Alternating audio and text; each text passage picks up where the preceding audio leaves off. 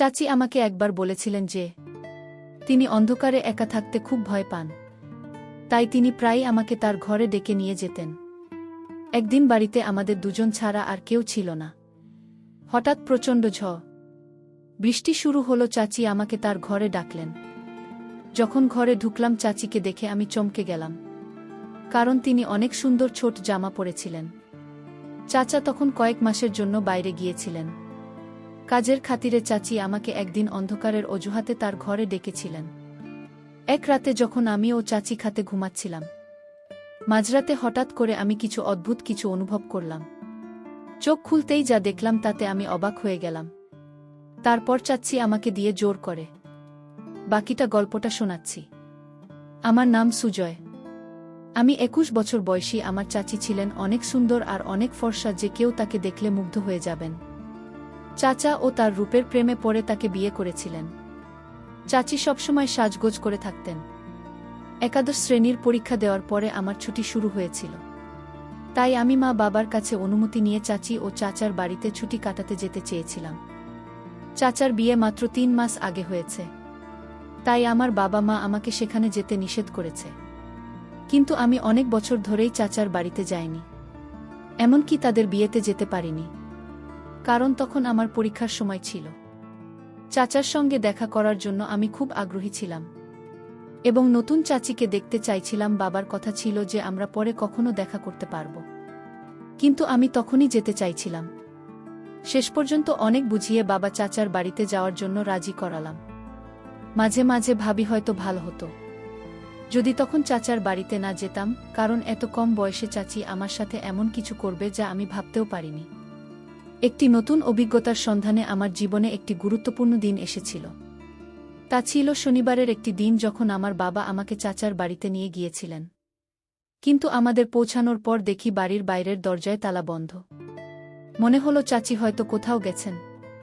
বাবার ফোন করার পর জানতে পারলাম তারা শপিং করতে বেরিয়েছেন এবং বাড়িতে ফিরতে কিছুক্ষণ লাগবে।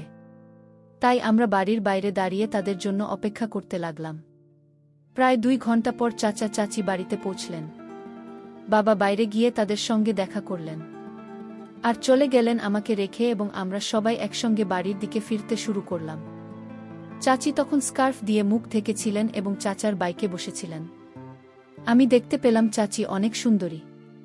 চাচা ছিলেন সাধারণ দেখতে, কিন্তু চাচি সত্যিই সুন্দর ছিলেন। অন্যদিকে চাচা হঠাৎই আমাকে ডাকলেন, সুজয়, কি দেখছো তুমি? অনেকক্ষণ ধরে তোমাকে ডাকছি। তার ডাকে আমি কিছুটা অপ্রস্তুত হয়ে গেলাম, তবে দ্রুত সামলে নিয়ে বললাম, আমি ভালো আছি, এবং চাচাকে সালাম করলাম। এতদিন পর আমাকে দেখে চাচা খুবই খুশি হলেন। মনে হচ্ছে যেন আমরা অনেক দিনের পরিচিত। এখন 2 দিন ধরে চাচার বাড়িতে ছিলাম। চাচি আমার প্রতি পুরোপুরি যত্নশীল ছিলেন এবং আমার জন্য সবকিছু ঠিক রাখছিলেন। চাচা ও চাচিকে দেখে মনে হচ্ছিল আমি নিশ্চয়ই আমার ছুটির পুরো সময় এখানেই কাটাব। তবে আমি জানতাম না যে আমার এই সিদ্ধান্ত পরবর্তী সময়ে এমন একটি মোড় নিতে পারে যা আমার জীবনকে পুরোপুরি পরিবর্তন করে দেবে। আমি আশা থেকেই লক্ষ্য করছিলাম চাচি আমার সামনে অন্য রকমভাবে চলাফেরা করত। আমার কাছে বিষয়টা অবাক করার মতো ছিল। আমি মাঝে মাঝে তার দিকে চেয়ে থাকতাম। আমি মনে মনে ভাবতাম এসব চাচির কাছে সামান্য, কারণ তিনি শহরে থাকেন আর শহরের সবাই এই রকমভাবে চলাফেরা করে। আমার কাছে অন্যরকম লাগত, কারণ আমি গ্রাম থেকে এসেছি। সেখানে কেউ এভাবে চলাফেরা করত না। আমি আসার পর থেকেই চাচ্ছি আমার অনেক কাছাকাছি থাকতে শুরু করেছিল। তার এমন ব্যবহারে আমি মাঝে মাঝে ভাবতাম আমরা অনেক আগে থেকেই পরিচিত। তৃতীয় দিন সকালে আমি যখন ঘুম থেকে উঠলাম তখন বেলা 4টা। ঘর থেকে বেরিয়ে দেখি চাচা ব্যাগ গোছাচ্ছেন। তাকে ব্যাগ করতে দেখে আমি জিজ্ঞাসা করলাম, চাচা, আপনি এত সকালে কোথায় যাচ্ছেন? চাচা বললেন যে তাকে একটি জরুরি কাজে 2 মাসের জন্য বিদেশে যেতে হচ্ছে। আমি হতাশ হয়ে বললাম, কি বলছেন চাচা? আমি তো এখানে মাত্র 2 দিন হলো এসেছি, এবং আপনি এত তাড়াতাড়ি চলে যাচ্ছেন। আমি আপনাকে যেতে দেব না।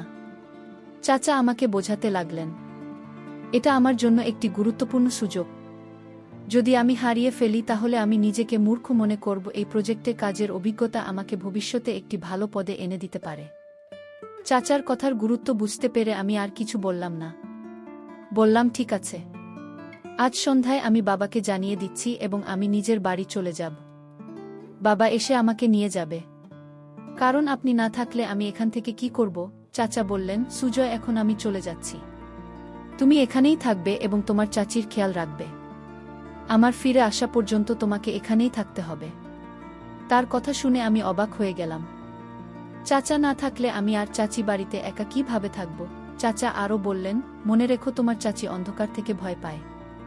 তাই তাকে যে কোনোভাবে সাহায্য করতে দ্বিধা করবে না। আমি তখন কিছুটা অস্থির হয়ে পড়েছিলাম এবং চাচি মানে অন্ধকারে ভয়। এটা আমার কল্পনাতেও ছিল না। চাচি সম্পর্কেই নতুন তথ্য আমাকে কিছুটা হতাশ করেছিল। প্রথমে তো আমি রাজি হতে চাইছিলাম না, কিন্তু চাচার জোর করার জন্য তার কথা আমাকে শুনতেই হলো। তারপর আমি চাচির দিকে তাকালাম।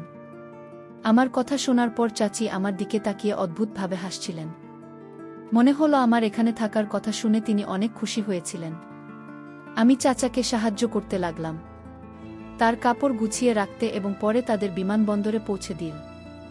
চাচাকে বিদায় জানিয়ে আমি এবং চাচি বাড়িতে ফিরলাম। বাড়িতে তখন শুধু আমি এবং চাচি।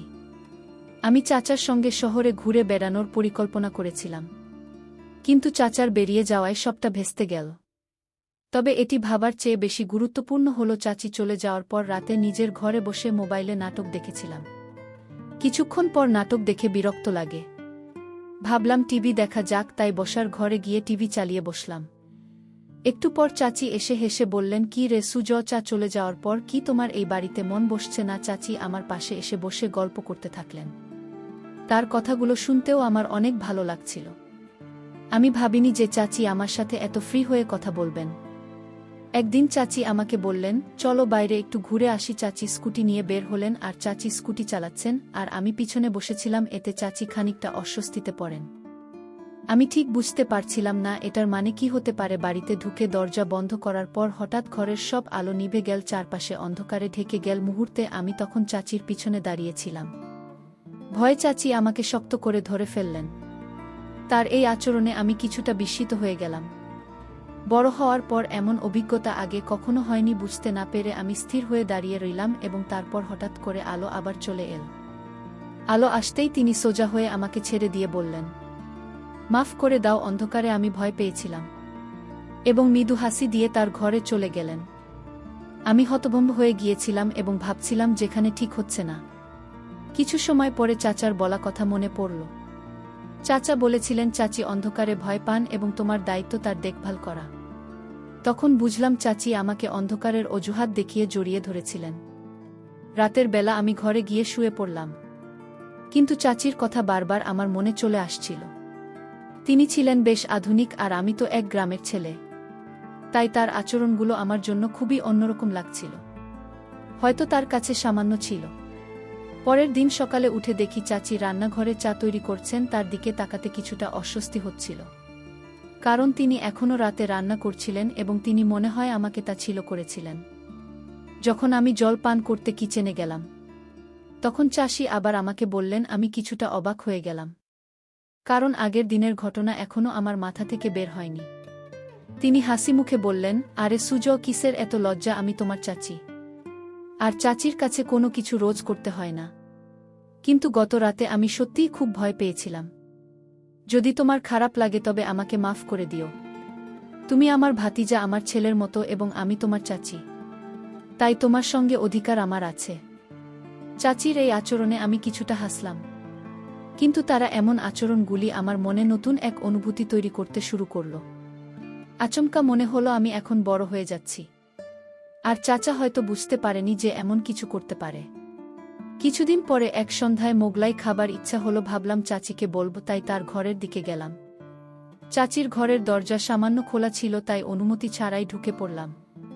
তিনি বালিশে হেলান দিয়ে মোবাইলে দেখছিলেন, আর তাকে এই অবস্থায় দেখে আমি কিছুটা অস্বস্তি অনুভব করছিলাম। দরজার কাছে দাঁড়িয়ে আস্তে করে তাকে ডাকলাম, কিন্তু তিনি শুনলেন না। মোবাইলে মনোযোগ থাকার কারণে আমার ডাক্তার কানে পৌঁছায়নি। একটু সাহস সঞ্চয় করে ধীরে ধীরে তার পাশে গিয়ে দাঁড়ালাম। আমি যখন চাচির মোবাইলের দিকে তাকালাম তখন চোখ কপালে ওঠার মতো। অবাক হলাম, যা দেখেছিলাম তা আমার কাছে একদম নতুন ছিল। খানিকটা অস্বস্তি হচ্ছিল। তাই তাড়াতাড়ি দরজার কাছে ফিরে গিয়ে চাচিকে একটু জোরে ডাকলাম। চাচি হঠাৎ চমকে উঠে বসে পড়ে এবং কিছুটা বিস্মিত হয়ে বললেন, কি হয়েছে? আমি বিষয়টা এড়িয়ে গিয়ে শুধু বললাম, কিছু না। তারপর নিজের ঘরের দিকে চলে গেলাম। ঘরে ফেরার পথে মনে পড়ছিল চাচিকে আজ একটু আলাদা লাগছে। রাতের বেলা ভারী বৃষ্টি হচ্ছে। হঠাৎ বিদ্যুৎ চলে যাওয়ায় চাচি আমাকে ডাকলেন। আমি তার ঘরে গেলে চাচি আমাকে বসতে বললেন। তাকে দেখে মনে হচ্ছিল তিনি বেশ সুন্দর লাগছিলেন। চাচি বললেন, সুজয়, তুমি যতক্ষণ লাইট আসে আমার কক্ষে থাকতে পারো। আমাকে অন্ধকারে ভয় লাগে। আমি সেখানে থাকতে রাজি হলাম। আমরা কিছুক্ষণ ধরে কথা বলতে লাগলাম।